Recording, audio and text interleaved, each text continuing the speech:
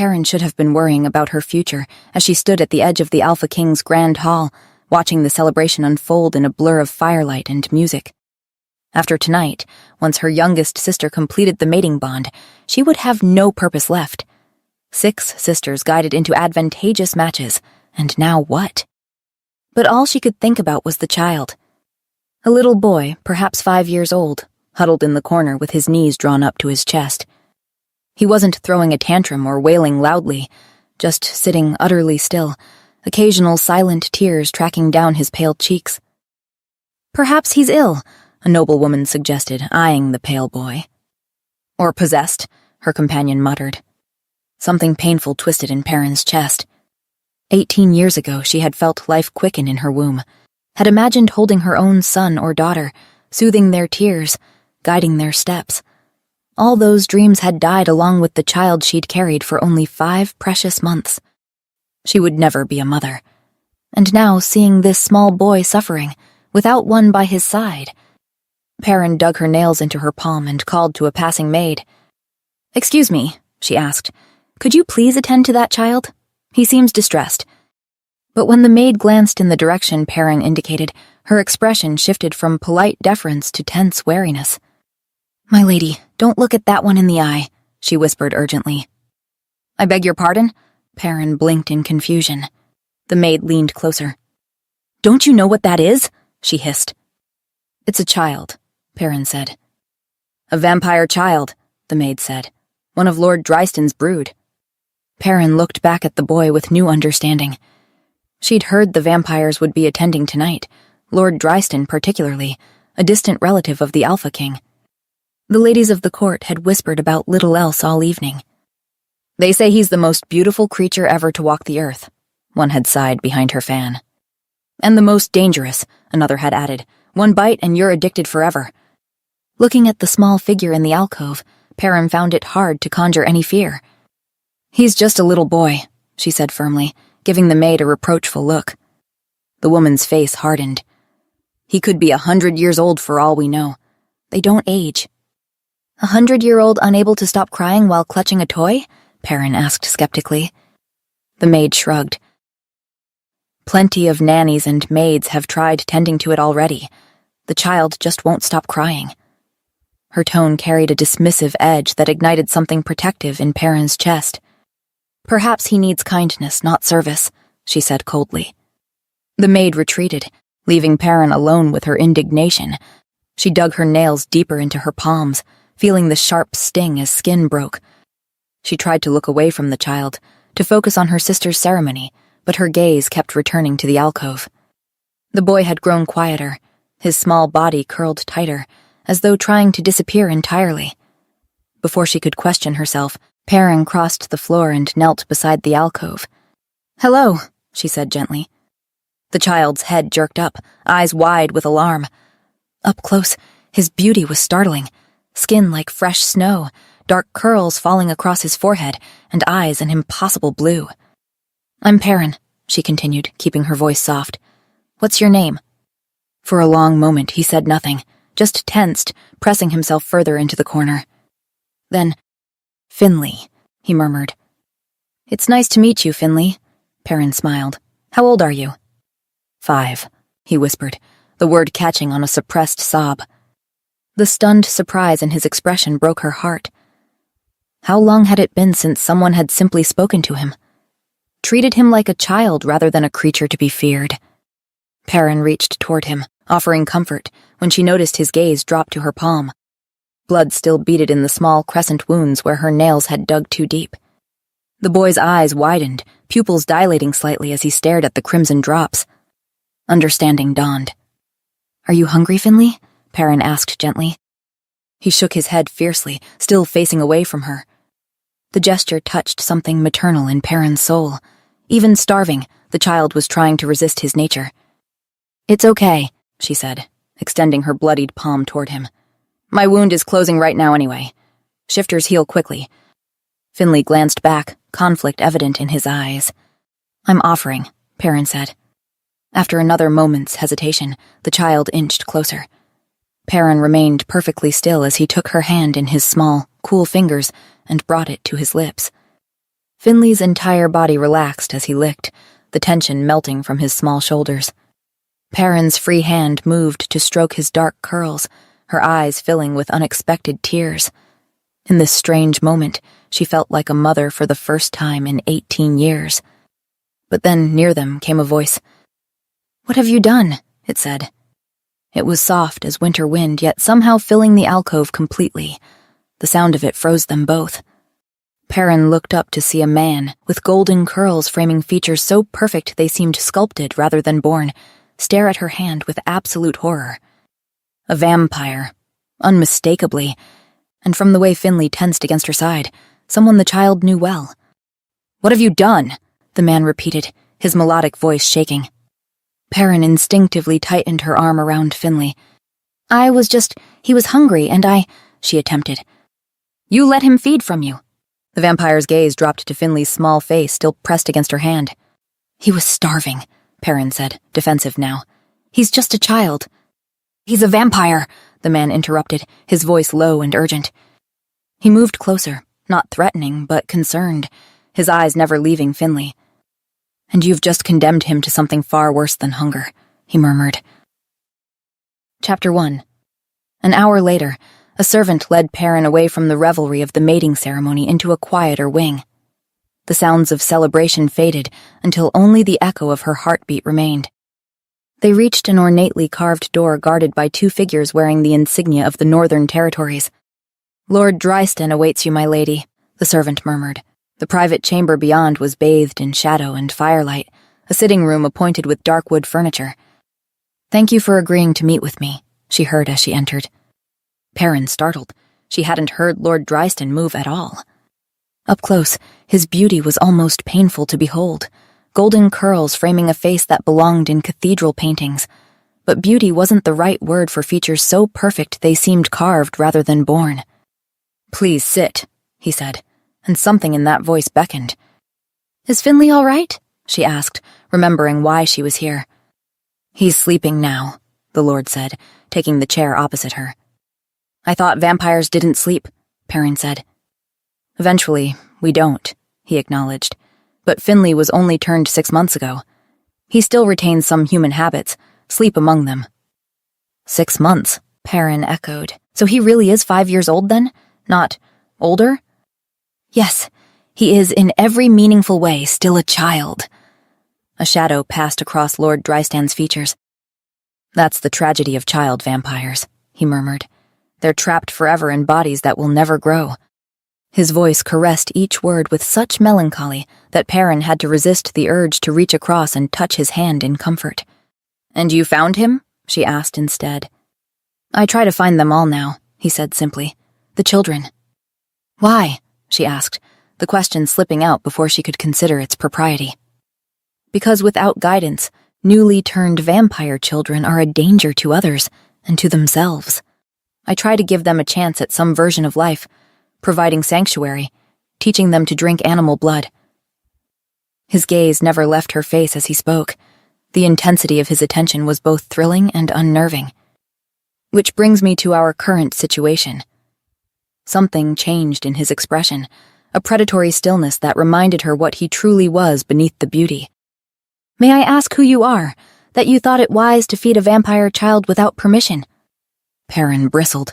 How could anyone deny a child in distress? "I'm Lady Layla's sister," she replied, "and her chaperone.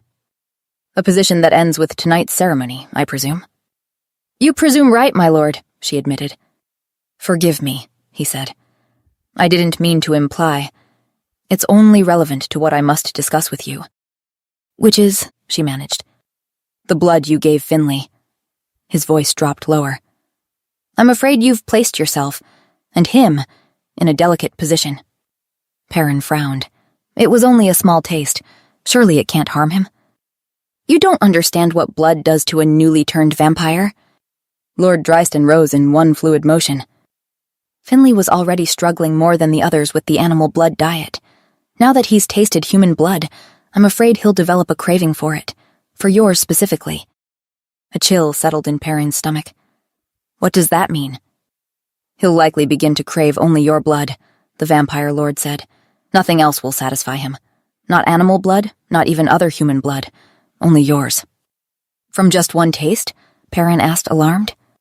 He moved closer, each step as graceful as a stalking panther, until he stood before her chair. Looking up at him, Perrin felt small, vulnerable, yet strangely exhilarated. From just one taste, yes, he confirmed. If that happens, and he cannot feed from you again, he'll waste away. You mean he'll die? Perrin whispered. Yes, and it will be excruciating. The weight of what she'd done pressed against Perrin's chest. That sweet child suffering because of her thoughtless kindness. Then I'll let him feed from me again, she said firmly, rising to her feet. For a moment, Lord Drystan's perfect composure slipped. Something flickered across his features. Admiration, perhaps even respect. Then his expression darkened, concern replacing surprise. A noble impulse, but dangerous, he said. He wouldn't be able to control himself. He'd take too much, too quickly. He could kill you without meaning to. I could fight him off, Perrin insisted. I'm a shifter. We're stronger than vampires. You wouldn't want to, he countered simply, and the softness in his voice sent an unexpected shiver down her spine. I can't just let him suffer, she said, frustration edging her voice. There must be something we can do. Lord Drystan was silent for a long moment. The firelight danced across his features. There is a solution, he said eventually, though it's not without complications. Tell me, Perrin urged. A blood bond, he said carefully, but not with Finley. With me. Perrin's heart skipped a beat. With you? When a vampire forms a blood bond with a mortal, that mortal becomes undesirable to other vampires. Their blood no longer appeals. If you formed a blood bond with me, Finley would no longer crave your blood. The bond acts as a natural deterrent. I would perform a ritual, a single feeding that establishes the bond. After that, he hesitated. You would need to come north with me, to my estate beyond the frost line. I would need to feed from you occasionally to maintain the bond, but minimally. You would drink my blood, Perrin said bluntly. Yes, but I have excellent control. You would be in no danger from me. Perrin turned away. I also need a nanny for my children, Lord Drystan added. I have 4 in total, including Finley. Bonded to me, you would be protected from them. They wouldn't crave your blood. He turned toward the window. You're a shifter, another supernatural being who could match their speed and senses. They see so few people apart from me. It would be good for them to have someone else. He glanced back at her. I would compensate you generously, of course. Perrin stepped away, needing distance to think. What you're suggesting is that I leave my home, form a blood bond with you, essentially becoming your food source, and care for your vampire children. This would merely be a solution to protect Finley, Lord Drystan admitted. The bond is not ownership, it's protection, primarily, and the feeding would be minimal. But perhaps you have children of your own waiting at home, he asked when she didn't reply. A mate? The question pierced her heart. No, she said. I can't bear children. Heat rushed to her face at the admission. Why had she told him that? But then, she met his eyes once more, and for the first time, true emotion crossed his perfect features. Well, he murmured, his voice quiet. I have enough for both of us. The unexpected gentleness made her throat tighten. Perrin looked out at the night sky, weighing her options.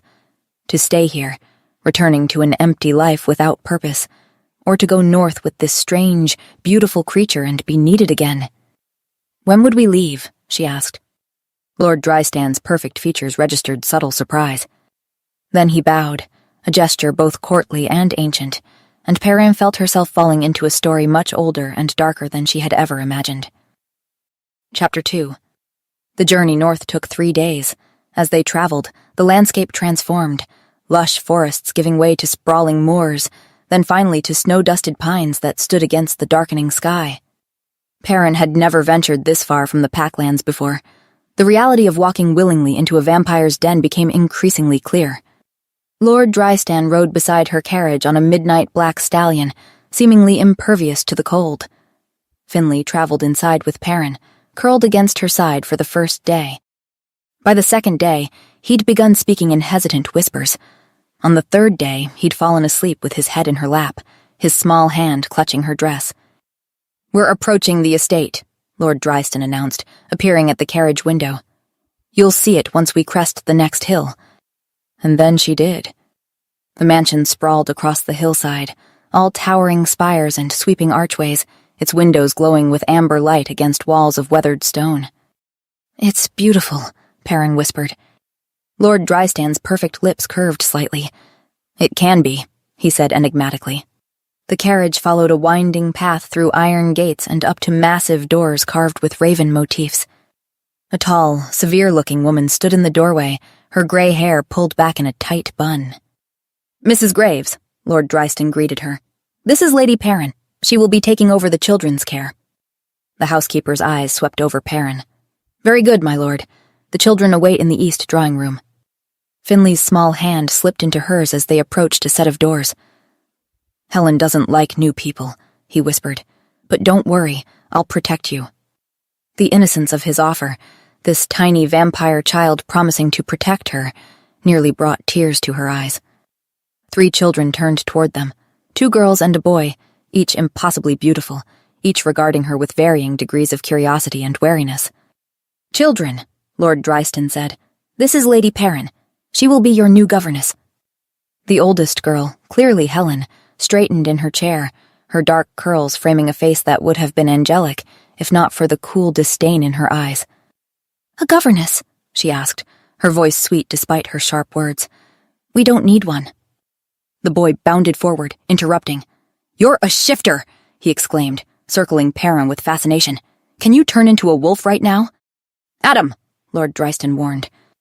"Soon," Perrin offered with a smile, "after I've had a chance to settle in." The youngest girl hung back, half hidden behind a settee. Finley tugged at Perrin's hand. "That's my sister," he whispered. "She's shy." Perrin knelt to the child's level. "Hello, Veronica," she said gently. Slowly, the little girl emerged, a porcelain doll clutched to her chest. "Do you know how to braid hair?" she asked, her voice barely audible. "I'd be happy to help with your doll's hair," Perrin answered warmly. Helen scoffed. "Learn to braid your own hair, Veronica. This girl's immortal. She'll be gone before you know it." "Helen!" Lord Dryston's voice sharpened. "That's enough." "Children," he said firmly. "Lady Perrin has traveled a long way. Mrs. Graves will show her to her chambers, and tomorrow you will all demonstrate the excellent manners I know you possess." 3 reluctant nods answered him. Only Finley remained pressed against Perrin's side, his eyes now fixed on her throat with an intensity that sent a chill down her spine. "Finley," Lord Dryston called softly. The boy startled, then backed away. "I'm sorry," he whispered.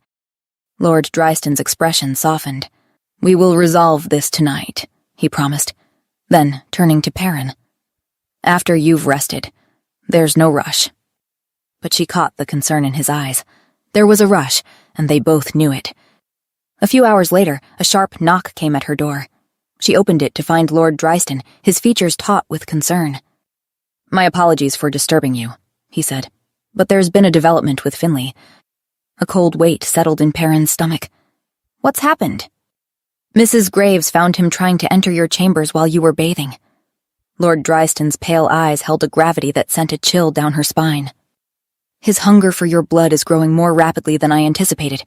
He's become fixated." "Is he all right?" Perrin asked, instinctively stepping forward. Lord Dryston caught her arm, his touch cool through the fabric of her sleeve. "He's being watched. But either we must move forward with the blood bond now, or you must leave by morning. If we wait—" He hesitated. "I'm afraid it will be too dangerous for both you and Finley." Chapter 3. The implication hung in the air between them. Finley, sweet as he was, could become dangerous in his hunger. Perrin took a breath. She'd come here for him. But she'd been warned. Her new position came at a price, one meant to keep both her and her charges safe. "Then we should do it now," Perrin said. Lord Dryston studied her face. "You understand what this means? Once bound, the connection between us cannot be undone. You will be tied to me until one of us dies." "I understood that when I agreed to come here," Perrin nodded. I won't abandon that child to suffering because I'm afraid." "Very well," he said softly before entering her room. He closed the door behind them, the sound of the lock turning strangely final. "Are you ready?" he asked softly. Perrin was struck anew by his otherworldly beauty, golden hair gleaming in the firelight. "Yes," she whispered. "The bond requires a ritual," the Lord explained, moving closer, each step so graceful it seemed he floated across the floor. "In vampire culture," he continued, "it is comparable to a mating among your kind, though traditionally less emotional in nature." "You're saying we'll be married?" Perrin asked, finding it suddenly difficult to breathe. "In a manner of speaking," the vampire replied, not cold but matter of fact. "Does that change your decision?" His blue gaze was impenetrable as Perrin considered, her pulse fluttering beneath her skin. This was more than she had expected, more intimate. "No," she said finally. "My decision stands." Lord Drystan nodded. "Then come to me," he instructed. The command in his voice made her shiver, but not with fear. When she stood before him, close enough to feel the unnatural coolness radiating from his body, Lord Drystan reached for her hand. "I need access to your throat," he said, his voice dropping to a near whisper. "The bond must be formed through a proper feeding." Perrin's heart thundered in her chest. "You mean—" "Yes." His cool fingers brushed her collarbone, trailing up to her pulse point. "I will drink directly from you." "I need you to remove your shawl," he said quietly. Perrin's fingers trembled as she unwound the silk from her shoulders, letting it fall to a nearby chair. "Your hair," he murmured. "If you would—" Understanding, Perrin pulled the pins from her dark tresses, letting them cascade over one shoulder, exposing her neck. "Come closer," he said, his voice rougher than before. Perrin moved forward until they stood chest to chest. "Are you afraid?" he asked. "Yes," she admitted, "but not enough to change my mind." A ghost of a smile touched his lips. Then his hands were at her waist, drawing her closer. One hand slid up her back to cradle her head, angling it to expose her throat. His other arm wrapped around her waist, holding her firmly against him. She felt his lips first, cool against her heated skin, exploring the curve of her neck with feather-light touches. Her pulse jumped beneath the contact. "Try to relax," he whispered gently, his lips brushing the shell of her ear. "It will be easier." Perrin closed her eyes, trying to slow her racing heart. Lord Drystan's lips returned to her throat, his arms tightened around her, pulling her flush against him. Then his mouth opened against her skin, and Perrin felt the sharp press of fangs. One heartbeat of anticipation, her body tensing, and then his teeth sank into her flesh. For one terrible moment, there was only pain, sharp and insistent, her pulse pounding in her ears. Lord Drystan made a low sound against her neck. She felt him swallow, the slight movement sending another spike of pain through her. And then, warmth bloomed from the bite, radiating outward in waves that swept through her body. The pain receded, replaced by a sensation so foreign and overwhelming that Perrin couldn't suppress a startled moan. It wasn't simply pleasure. It was a liquid heat that flowed through her veins, making her limbs heavy and her mind hazy. Lord Drystan's hold shifted, one hand sliding down to her lower back, pressing her closer as he took the first deep pull of blood. The sensation of him drawing from her, the rhythmic pull and gentle suction, made her knees buckle, and she sagged against him, relying entirely on his strength to remain upright.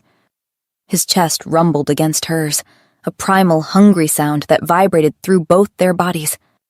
She felt him take another swallow, stronger, more urgent, and each pull of his mouth intensified the pleasure until she was trembling in his arms. Images flashed behind her closed eyelids, fragments of memories that weren't her own.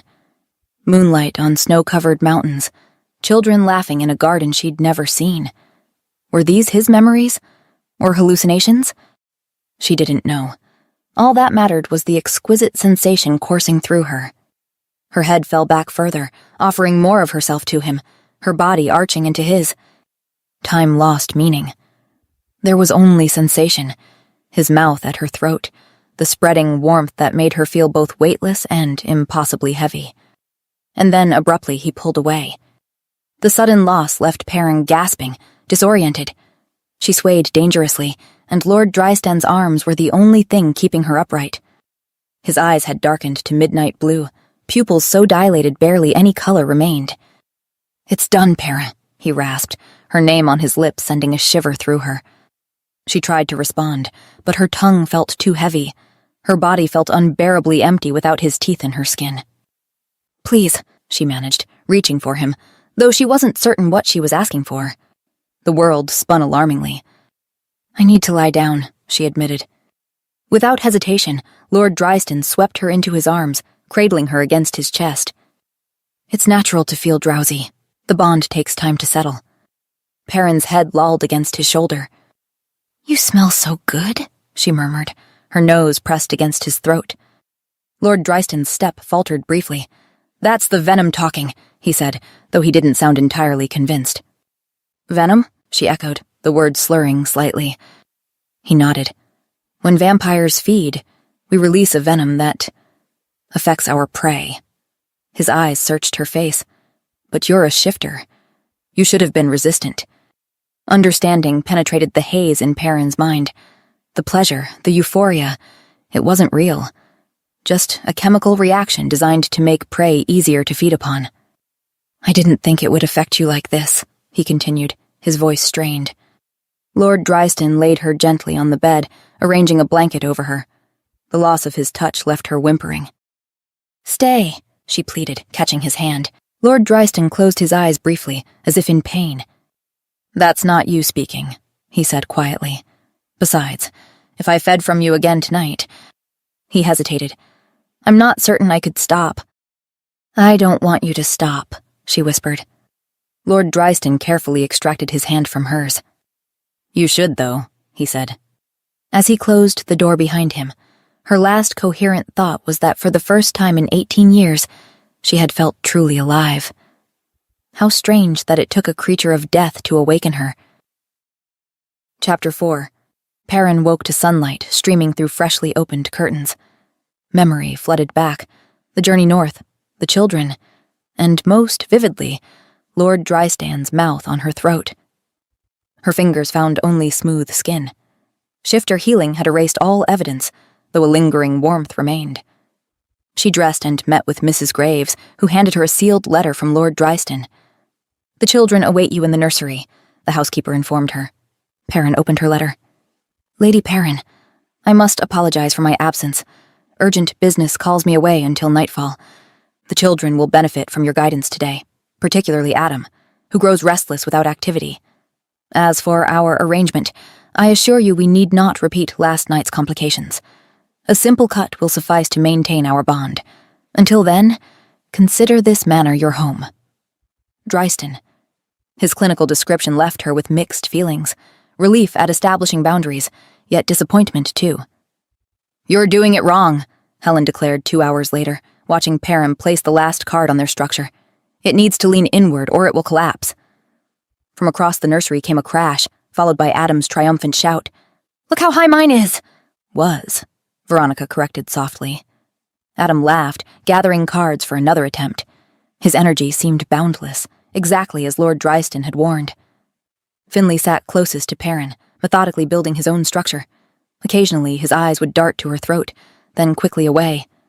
The day passed in a pleasant blur, riding across snow-dusted fields, a formal tea, and a reading hour before the hearth. "Will you come back tomorrow?" Veronica asked, tugging at Perrin's skirt as Mrs. Graves came to collect the children. "Of course," Perrin promised. "I live here now, remember?" The little girl smiled shyly. "Good. You braid hair better than Mrs. Graves." Even Helen managed a stiff nod of farewell. Progress, exhaustion claimed her quickly that night. She had just drifted off when the subtle shift in the air woke her, a coolness that hadn't been there before. Perrin's eyes fluttered open to find pale blue eyes looking at her from across her bed. "My lord?" she whispered, sitting up. Perrin's eyes fluttered open to find pale blue eyes looking at her from across her bed. "My lord?" she whispered, sitting up. Drystan didn't answer. Instead, he moved closer to sit on the edge of her bed. "I've been waiting all day," he murmured, his voice deeper than she remembered. "Just for one taste of you." Perrin's heart thundered.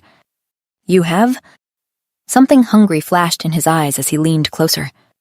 "Every moment away from you has been His cool fingers traced her throat, then her collarbone. Torturous. His other hand found her thigh through the blanket, the coolness seeping through the fabric. "May I?" he whispered against her throat, his lips ghosting over her pulse. She nodded. His lips pressed against her skin, not biting, just exploring with feather-light kisses. "That's not what I want," she finally gasped. She felt his lips curve into a smile. "What do you want, my love?" he asked. "To feed you," she whispered. His smile widened, revealing the tips of fangs. She felt them press against her skin. Perrin jerked awake, her hands flying to her throat. The room was empty, moonlight streaming through the window. A dream? She wondered, but the lingering sensation of cool fingers on her thigh felt so real she couldn't be certain. Vampires could move silently, appearing and disappearing without trace. Could he have actually been here? She climbed out of bed, only one way to find out. The massive study door loomed before her. Perrin smoothed her hands over her skirts, trying to calm her racing heart. Before she could retreat, the door swung open. Lord Dryston stood framed in the doorway, perfect as marble. "Lady Perrin," he greeted her, stepping aside. "Please, enter." She moved past him, acutely aware of his presence, of the careful space he maintained between them. "I trust your day with the children was pleasant?" he asked. "Very much so," she replied. "They're remarkable, each in their own way." A hint of genuine warmth touched his features. "They are indeed. Helen can be challenging, I know." "She's protective of you," Perrin observed. "Of all of you, really." Lord Drystan nodded thoughtfully. "She was 12 when I found her. That was 4 years ago." He moved to stand by the fireplace, maintaining distance. "Did Finley show any signs of distress around you?" "No," Perrin assured him. He seemed shy, but not fixated as before. "The bond is working, then," Lord Dryston said with visible relief. An awkward silence fell between them. Perrin struggled to reconcile this polite, distant figure with the passionate one from her dream. "I've been having dreams," she admitted, heat rising to her cheeks. "At least, I think it was a dream. The blood bond creates a connection between us," he explained clinically. "Dreams are a common side effect, particularly in the early stages." "Can you see them?" Perrin asked, mortification burning through her. A startled laugh escaped him. "No, your thoughts remain your own, as do your dreams." Relief washed over her. "Last night's feeding was more intense than necessary," Drystan stated abruptly.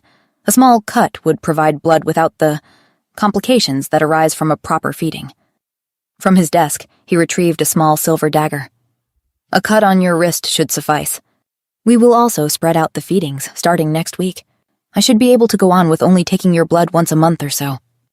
Perrin took the blade and carefully drew it across her skin.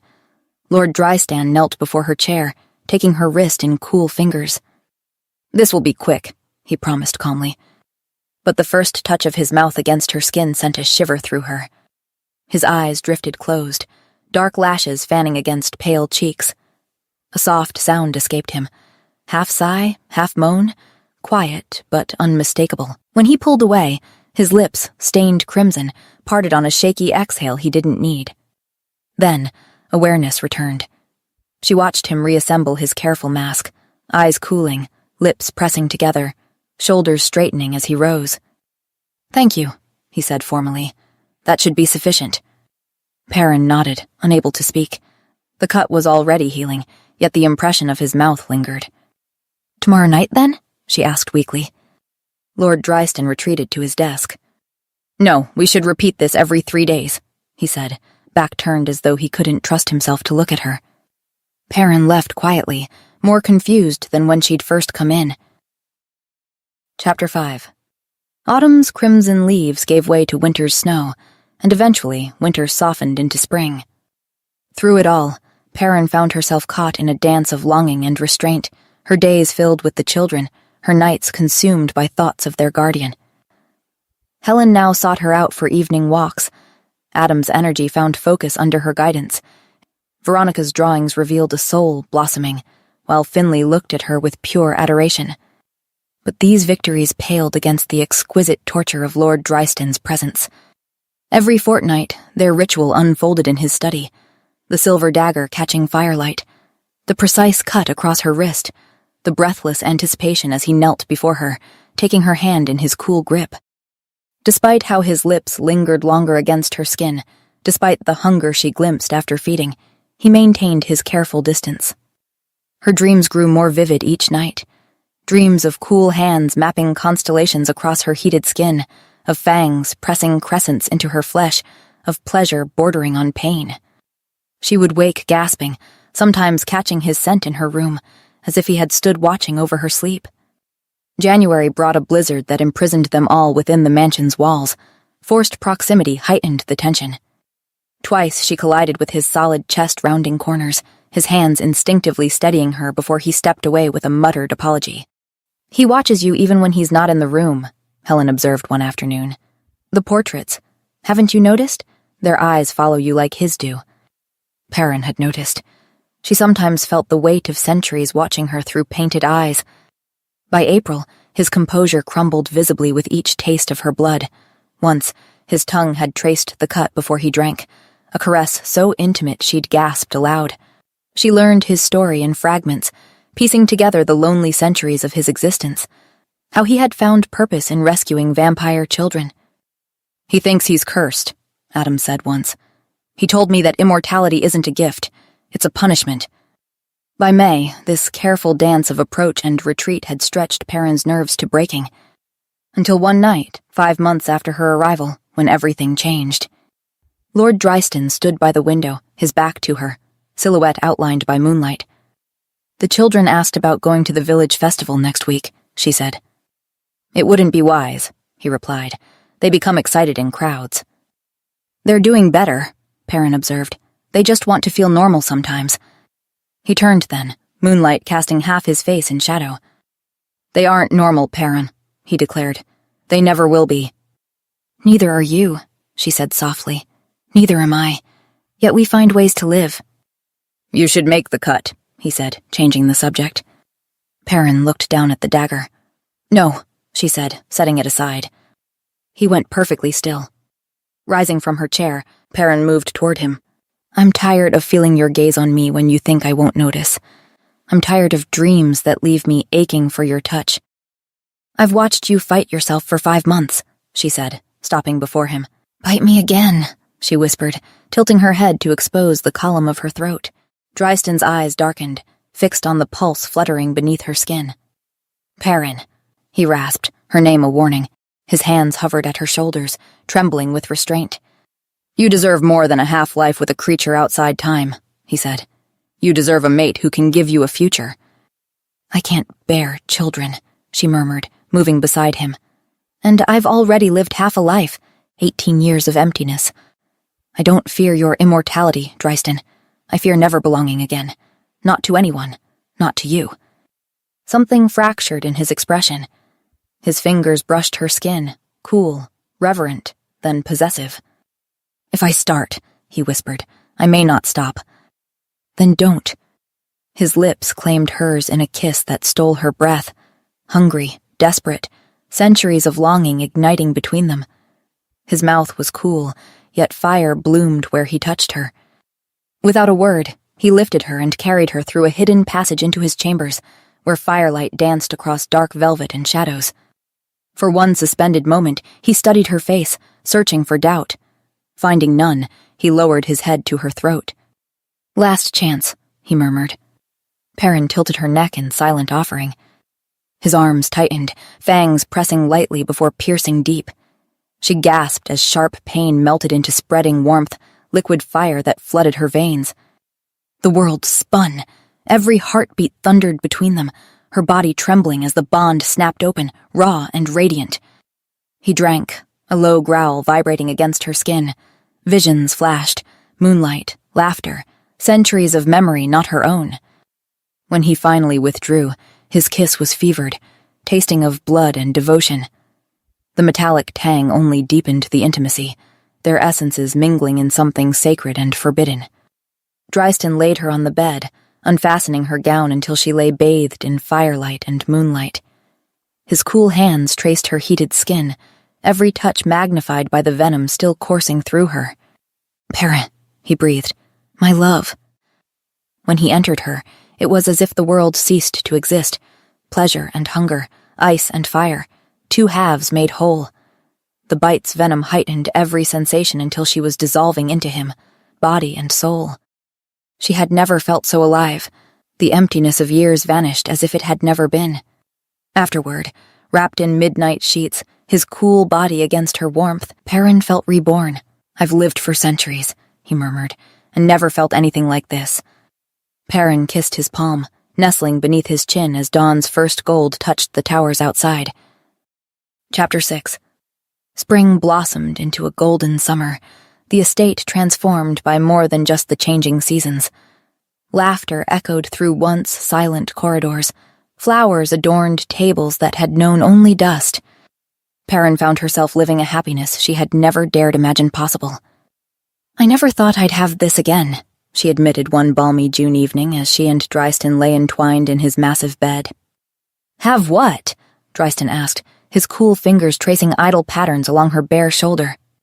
Family. His smile, once so rare, now increasingly frequent, brightened his perfect features. He reached out to steal a bite from Perrin's plate with playful grace.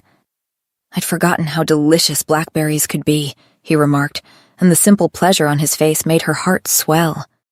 It made him seem more human, the fact that he didn't need to eat, but felt the desire anyway, like he was opening up to life again. But then, during a midsummer feast, celebrating Adam's hunting success, Dryston accepted glass after glass of wine until faint flush colored his normally pale cheeks. The more he drank, the more freely his laughter came.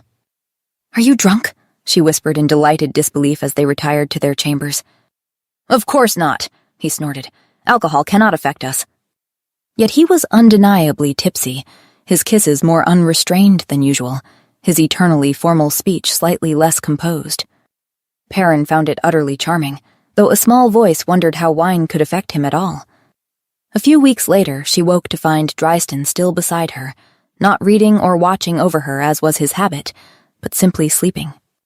When she touched his shoulder gently, his eyes flew open with a start, momentary confusion giving way to recognition. Good morning, he murmured, sitting up quickly. I must have been lost in thought. Lost in dreams, more like? Perrin teased, though unease stirred in her chest. Dryston dismissed it with a laugh, pulling her down for a kiss that soon made her forget her concerns. Yet the incidents continued. During an evening game of chess with Adam, Dryston's head nodded forward, his eyes drifting shut mid-move. Their feeding ritual had evolved since those first formal encounters. Now, when he drank from her, it was part of their lovemaking. Intimate, passionate, often leaving them both breathless with pleasure. Yet recently, she'd noticed he took less each time, sometimes barely more than a few swallows. Don't you need more? She asked one night in early September. This is sufficient, he replied, already moving to kiss her neck, clearly intent on distracting her. The deflection might have worked if she hadn't caught him rubbing his temples when he thought she wasn't looking, hadn't seen the brief wince when the children's play grew too loud. Something was changing in him, something neither of them understood. By October, he began to miscalculate his own strength. Once, while demonstrating proper form to Adam, his grip on the practice sword slipped, the wooden blade clattering to the floor. That night, after the children were asleep, Perrin found Dryston in his study staring into the fire. We need to talk, she said without preamble. Something's wrong. You're falling asleep during the day. You dropped your sword. You froze at dinner tonight. For a long moment, he said nothing. Then, with a sigh that seemed to come from somewhere deep within him, he met her gaze. I'm over 500 years old. Perhaps this is simply what happens to vampires of a certain age. But his explanation rang false, and they both knew it. When did it start? Perrin asked, though she already suspected the answer. His gaze met hers reluctantly. Around the time we began sharing blood more intimately. The implication hung in the air between them. You need to feed, she said decisively, already rolling up her sleeve. Properly, not these small sips you've been taking. In the weeks that followed, Perrin devoted herself to research, seeking any information on vampire shifter bonds. A few texts mentioned a vampire's ability to form blood bonds with multiple humans, creating what one ancient volume called a harem of sustenance to ensure adequate feeding without killing. but none addressed what might happen when a vampire fed exclusively from a shifter for extended periods. Meanwhile, Drystan's condition deteriorated. On a bitter November evening, disaster struck during Helen's celebration when Drystan collapsed mid-toast. For 3 days, the fever raged. Perrin barely left Drystan's side, watching in growing terror as he thrashed in delirium, calling out in languages she didn't recognize. On the 4th morning, Perrin woke from a fitful doze in the bedside chair to find Drystan watching her, his eyes clear again. "You look tired," he murmured, his voice hoarse. A startled laugh escaped her. "That's what you have to say after nearly dying?" "Dying?" He frowned, trying to push himself upright. The effort clearly cost him. His arms trembled visibly. "That's a little dramatic, wouldn't you say?" Perrin rolled her eyes. "My blood is doing this to you," she said finally. "Something in shifter blood is poisoning you." "We don't know that," Drystan countered. "What else could it be?" she demanded. "The changes started after we bonded. You've been growing weaker for months, and now this fever." She couldn't bring herself to finish the thought that she might be slowly killing the man she loved. Drystan reached for her hand, his grip weaker than she'd ever felt it. "There might be a solution," she said hesitantly. "The texts I found, they mentioned vampires can form blood bonds with multiple humans. If you took another partner, fed from someone else—" "No," his response was immediate. "Never. Drystan, if my blood is poisoning you—" "You are my wife," he interrupted, "the mother of my children. I won't betray what we have. I couldn't." "But you're dying," she whispered, the tears finally spilling over. "I'm not," he countered, pulling her into his arms, still warm with the remnants of fever. Tears welled in her eyes. His nobility would be the death of him. That night, when Drystan had fallen into deep slumber, Perrin sat beside the bed watching the rise and fall of his chest. The decision crystallized in her mind, painful but necessary. She would not watch him fade away, would not let the children lose the only father they had known. With trembling hands, she penned 3 letters by candlelight. Then, with only a small travel bag containing essentials, Perrin slipped from the mansion into the bitter November night. Chapter 7. Perrin walked for an entire day, moving through the snow like a ghost. By nightfall, she reached a small village nestled in the valley beyond the forest. Lights glowed in cottage windows, smoke curled from chimneys.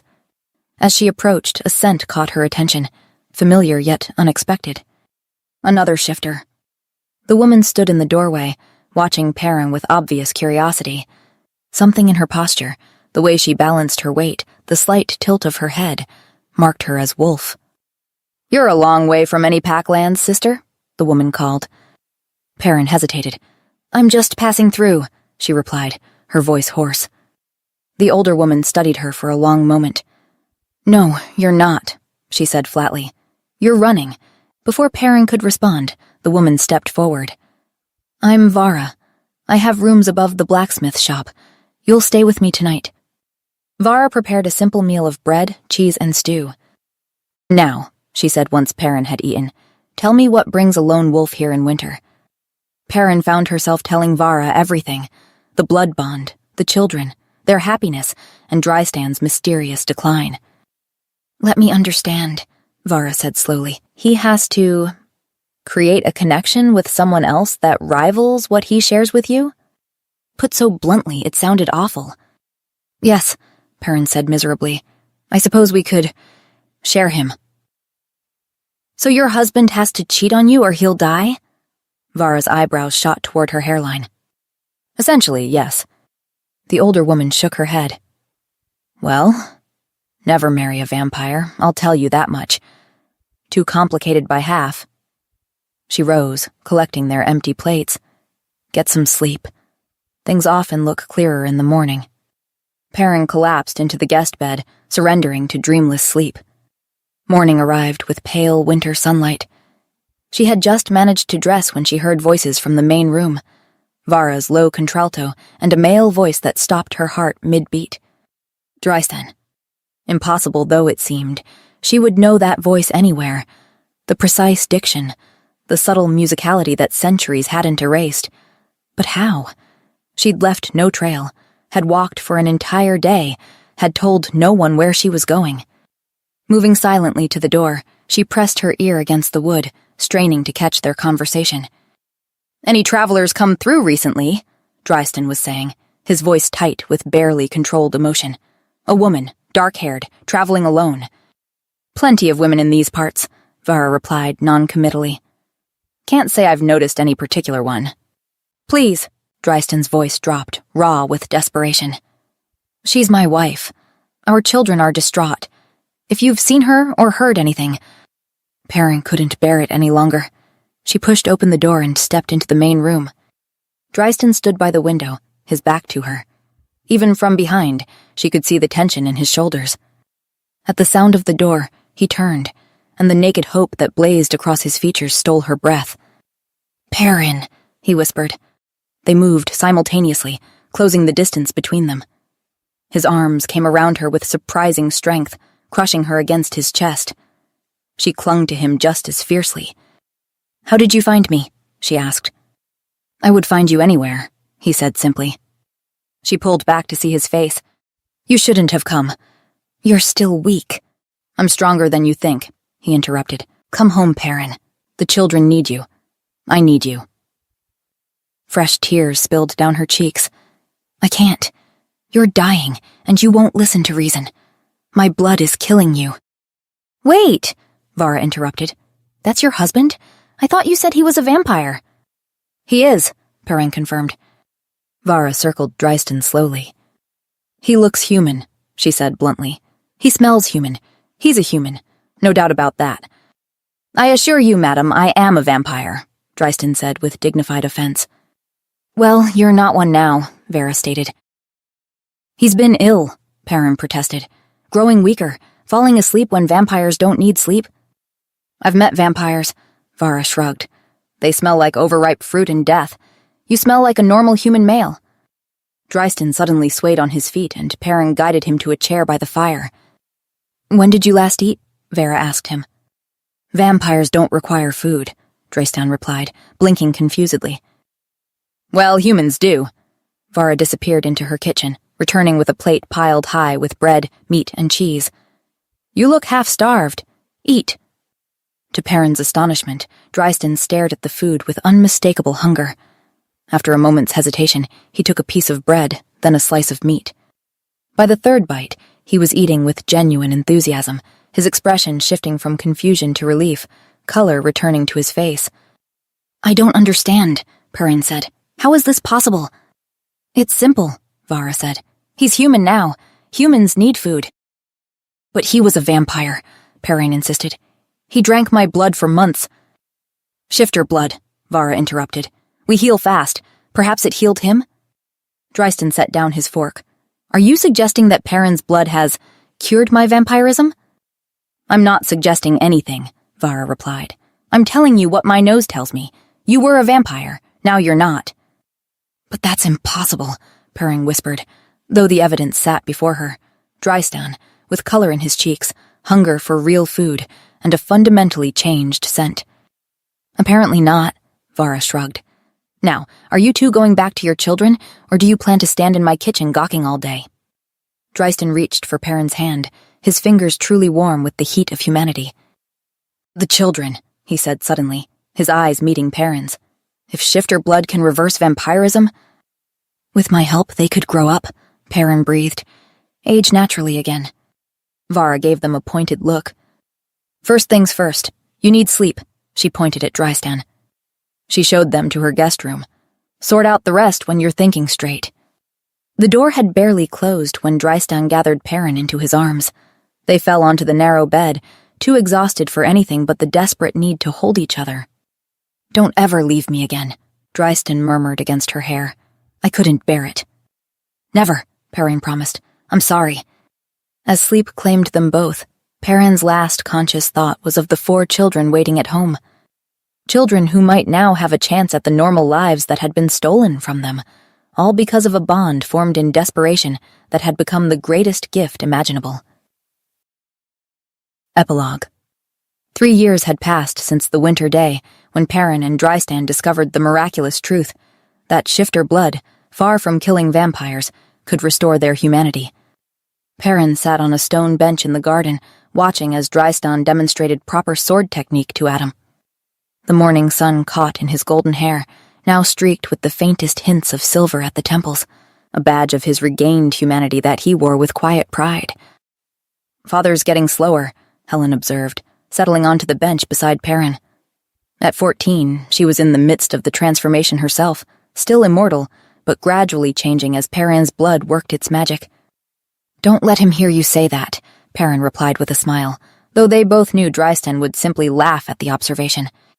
Across the garden, Veronica and Finley played an elaborate game of their own devising, still perfectly immortal, their movements carrying the fluid grace unique to vampires. The process would be slow. Perrin could only safely feed one vampire at a time, and at Helen's insistence, she had been the first. As the eldest, she had lived longest in her frozen state, had felt most keenly the curse of a mind that continued to mature while her body remained childish. "When will it be my turn?" Adam asked often, watching with barely concealed impatience as Helen grew a fraction of an inch taller, as her features subtly matured. "Soon," was always the answer. Once Helen completed her transformation, Adam would be next, then Veronica, and finally Finley. It would take years, perhaps a decade or more, but they had something they'd never possessed before: hope. "Perrin," Dristan called, shading his eyes against the sun as he looked toward her. "Would you mind showing Adam that disarming move you taught Helen?" "Of course," she replied, rising from the bench. As she crossed the garden, her hand brushed unconsciously over her still flat stomach, where their newest family member grew, a miracle they had never imagined possible. That night, after the children were asleep, Perrin and Dristan stood on the balcony of their chambers, watching the moon rise over the northern forests. His arm circled her waist, drawing her close against the evening chill, another human sensation he had relearned to appreciate. "Are you ever sorry?" Perrin asked quietly. "About losing your immortality?" Dristan considered the question with thoughtfulness. "Eternity is worthless without meaning, without love," he said finally. His hand drifted to rest over hers where it cradled their unborn child. "I would rather live one mortal lifetime with you, with our family, than an endless existence alone." Perrin leaned into his embrace, savoring the steady beat of his heart against her cheek. "We'll grow old together," she murmured. Not a question, but a promise. "Yes," Dristan agreed, pressing a kiss to her temple. "And watch our children grow alongside us, all of them in time." As the stars appeared one by one in the darkening sky, Perrin thought of the long, improbable path that had brought them here, from a chance encounter at a mating ceremony, to a desperate blood bond, to this unexpected joy. Once, they had been defined by what they'd lost: her fertility, his humanity, the children's futures. Now, beneath the vast night sky, they stood together not as broken pieces, but as a whole. What had begun as necessity had transformed into the greatest gift: a family forged not by blood or fate, but by the choice to love despite all odds. Hi everyone! I hope you enjoyed this story. It had a bit more gothic romance than usual. I guess the Halloween atmosphere got to me. Tell me in the comments if you liked it, and if you'd like to hear more in that style. Thank you for listening, and see you in the next story.